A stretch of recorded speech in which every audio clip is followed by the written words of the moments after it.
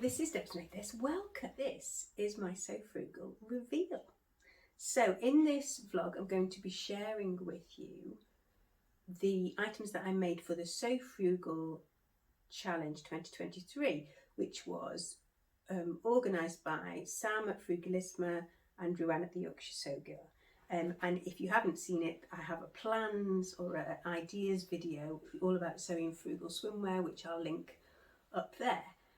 Those plans include patterns that were not swimwear patterns, so even if you're not interested in sewing swimwear, that might be something that's of interest to you. In addition, I have been a bit cheeky and I've messaged Jen at Today in Jen's Sewing Room, who's responsible for setting up FridaySews, to ask it if I can combine those two things, because I don't know, it felt like it was perhaps a bit cheeky to put them both together, but because it's Easter weekend, I'm probably not going to be making another video because I've already put one out this week already. So yeah, if this fits in, then she said yes. And if that's the case, then have a look at the hashtag of FridaySews and go and have a look at all the lovely bloggers and see what they're up to. In answer to Jen's question of this week, if I've got the right week, I am definitely a garment maker, sewer, and not a quilter.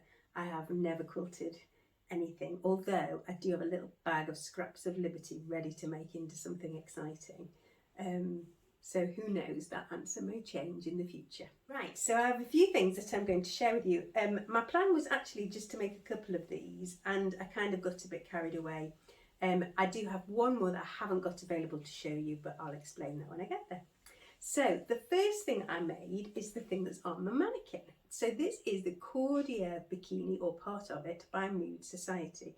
Now, this has got really nice style lines. It's got a princess seam in the front bodice, so you get plenty of opportunity to fit this to your body. The bottoms are a high-waisted bottom, and I'll insert the graphic, the image, either here or there or one of those places, so that you can see. And the shape of this was really appealing to me. However, there are some issues when it comes to the first thing was, because the size bands are 12 to 14 and then 16 to 18. For the top, I was at like the bottom end of the 12, and for the bottoms, I was at the bottom end of the 16.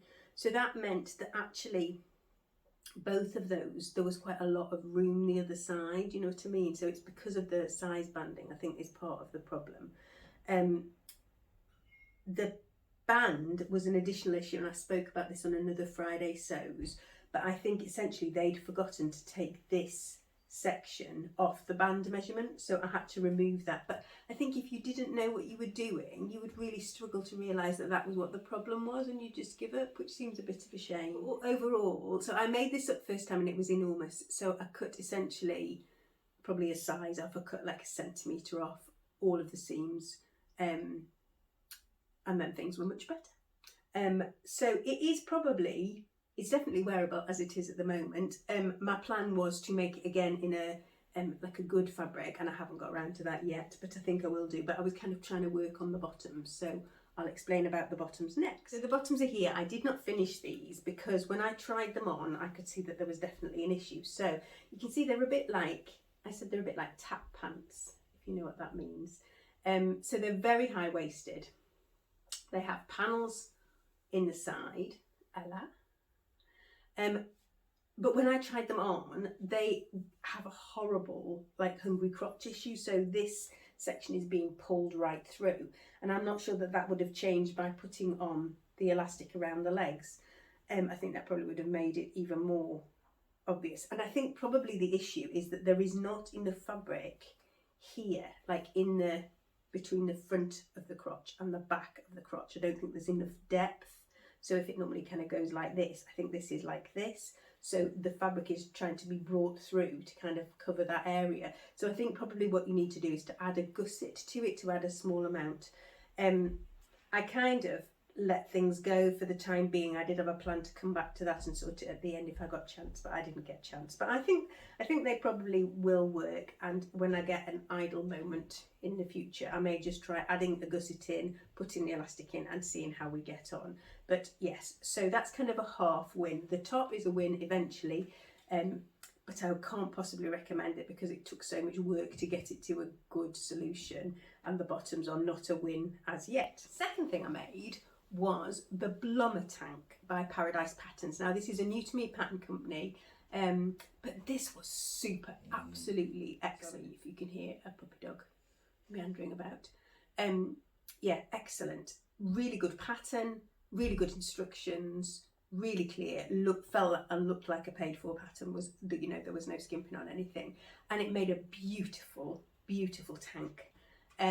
So the first one I made was, I'll put a picture, it was in like a grey cotton jersey remnant with little stars in it that I think came from Stitchy Bee years ago.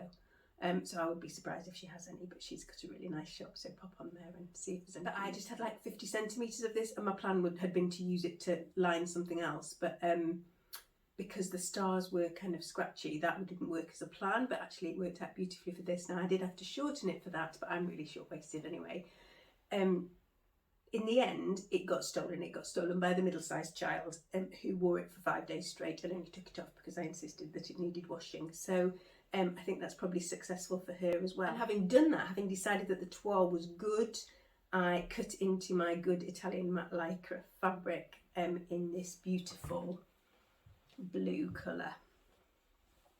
So they have you do a kind of interesting band finish. So you, instead of, normally you would fold the band in half, connect the raw edge to the edge of your garment, stitch, kind of flip it and then top stitch it, but this has you do it like a proper binding. So you stitch, roll it over and then stitch into the, like, so top stitch this down and this catches the back. So which makes a really nice finish actually, but it's just a bit more fiddly, little bit more time consuming than I'm used to. So what I did in order to adjust this from the tank pattern was just to, I cut it slightly longer than that, tried it on and then worked out where I was going to go. I double lined the front just to give me a bit of extra coverage, and I could have used power mesh for that, but I didn't because this fabric's really stretchy. I just used a double layer of the fabric and I thought that that would probably do. And I added another band onto the bottom, the same dimension, so the same thickness as the armband and the neckband to kind of give it a bit of proportion. This pattern has a bust dart in it, and I did and ah about taking that out, and in the end I just left it in, and I think it looks fine. Now, the additional thing with this is that I have sewn this with Maraflex thread. Now, I hadn't used Maraflex thread before. This is my first time officially using it, I think. So my husband Paul had designed me a gadget to enable me to use Maraflex thread cones on my normal sewing machine so that the thread was delivered horizontally, which is what my faff needs, and work fine. I was a bit nervous about this because it's swimwear fabric, and so it has to have like a huge amount of stretch. It's not like doing a band on a jersey, bottom of a jersey t-shirt. And it's perfect, it's fine, there's no bother, and actually that means you get a really neat finish without having to use, so I didn't use the cover stitch which remained in the cupboard for this, and no zigzags, which yeah, I think makes a really nice finish, and certainly is going to be my way that I'm going to finish my tanks and things over the coming sewing season, I think. So I am really pleased with this. I paired it with the next item, so I shall show you that as well. Number 3 was the absolute best basics leggings from DIBY Patterns. So DIBY are the people who make the Billy wearable blanket, who I'm sure you've all seen one of those by now, which again is a free pattern. And this again was an excellent free pattern. The PDF was super, towels went together really well, the instructions are really full. You can make 2 different options with waistbands and 3 different options officially with length, but obviously you can make them any length that you want to. So I chose the shorts length and just hemmed them. Now obviously they're gathered because they're turned and I have a little bit of a stretch in it. I added power mesh on the inside just for a kind of smoothing effect, and I only had, well, I had plenty of white, so I just used the white. You don't see it from the outside. I've used the high waistband and I've just hemmed it in the way instructed in the pattern. And it sits really nicely. I wore these to swim in last week, I think, and I took a picture. And the only thing I would say is that the top's perhaps a little loose on the band. I perhaps need to tighten the band a little bit. It would be perfect to do yoga in, but I'm a little bit worried about there being some movement of the top when I'm swimming. But I have worn it and I didn't have any wardrobe malfunctions at the time. Got them on and off without a problem, which is the other thing when you're swimming outside. Sometimes because you use a robe or like a changing towel, trying to get out of things that have got like a high neck on them can sometimes be a little tricky, but I managed that okay, I think, because of the stretch of the fabric. So I would heartily recommend the absolute, what did I call them? Absolute Best Basic? No, that's not right. Anyway, the ABB leggings from DIBY are absolutely wonderful and definitely makes me want to they've got a t-shirt pattern that's free as well. So yes, super recommendation from me for that. Now, number 4 was a fail. And well, I shouldn't say that, it's not quite a fail yet, but not a success yet, shall we say that? This is the Marlow, in my toile fabric again, the Marlow swimsuit from Mood Society. And this is a round front, round back, kind of mid waist. And what I did at the end was to put on some piece of elastic on the inside just to make it ruched in kind of a la the Agnes pattern by Tilly and the Buttons is the one that immediately springs to mind, but I'm sure there's lots of others. Now, I had some problems with the sizing in this one as well, but mostly just around the chest. So when I made it up, there was about maybe 3/4 of an inch kind of standing proud at the side, which I thought, this is not going to work as a thing. And so what I did was to bring it in, but obviously the side effect was that I ended up with a smaller arm's eye than I would have done had the pattern kind of come out to here. The pattern is a bit sparse in instruction in many areas, and I could not recommend this to somebody who's not sewn swimwear before or has not sewn like a bodysuit or something similar before.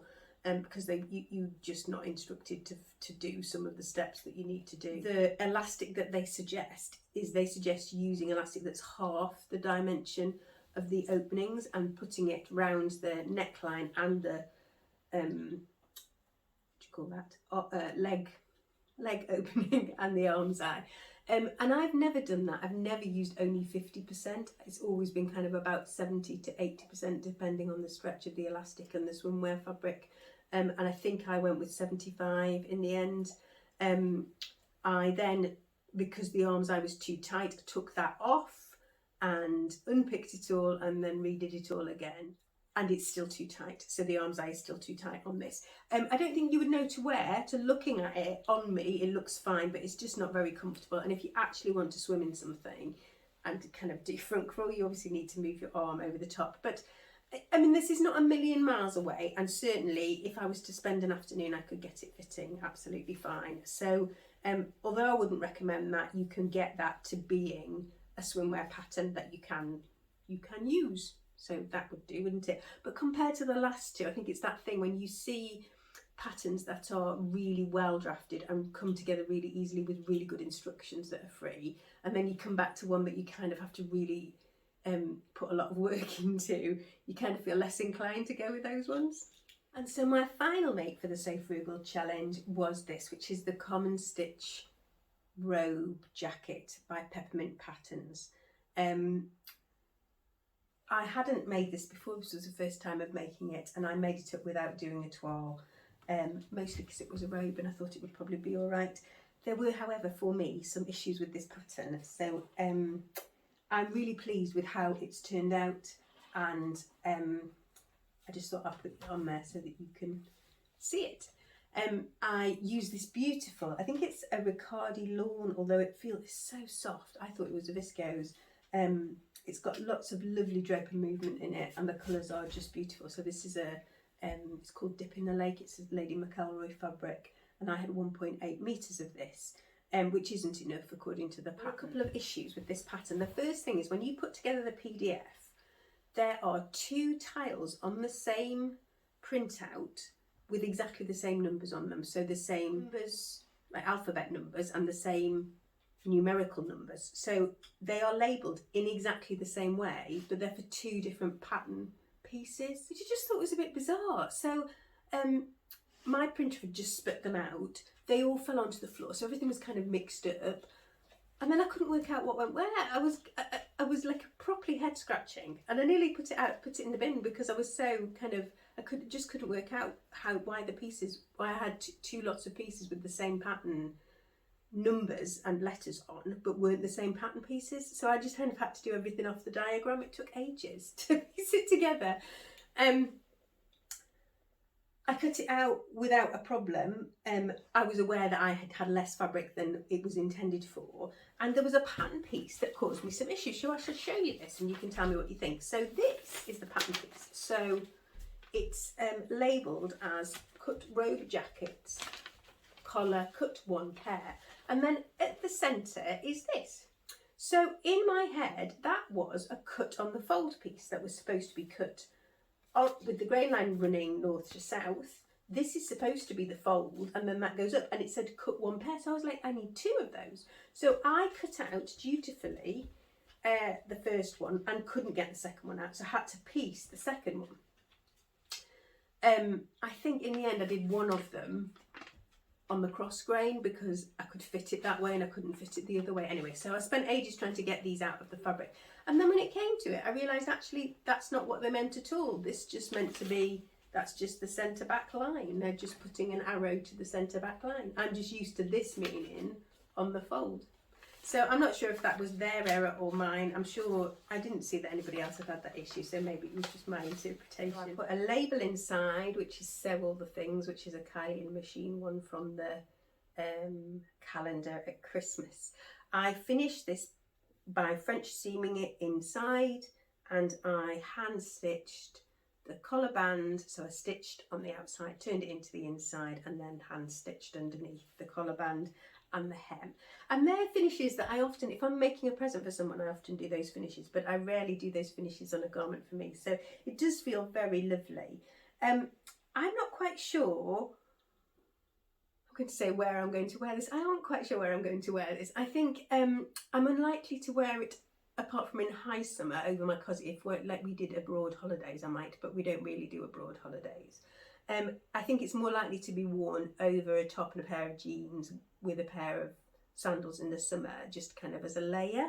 I shall pop it on for you, hang on. So I'm not sure how much of you're going to be able to see. I don't normally film on here, but I am pleased with it. It feels very lovely and it feels very luxurious, and is definitely one of the successes of my SewFrugal. I'll report back in a few months' time and we'll see how much I've done. Did you sew something for SewFrugal? If you did, let me know how you got on. Did you have wins? Did you have a mixture of wins and less successful garments? Did you pick up some good pattern ideas? I've got a few milling about now that I would quite like to sew. I have got that Florence skirt that Size Me Sewing's Donna had given us access to, so I've got that one to sew up, and I'm feeling like I need to be doing some skirts at some point. But obviously the next challenge on the horizon is Sew April blouse, and I definitely have some ideas for that. And I also have a sewing social gathering coming up called The Gathering, and so I have just made a video. I'll link that, it'll be over there, won't it? Link that, and you can have a look at my proposals and plans for that event. I think that's all I have to share with you. I'll just end by saying, if you celebrate Easter, I wish you a wonderful Easter. I love the feeling of Easter Sunday and the joy that that brings, and I hope that's something that you know about too.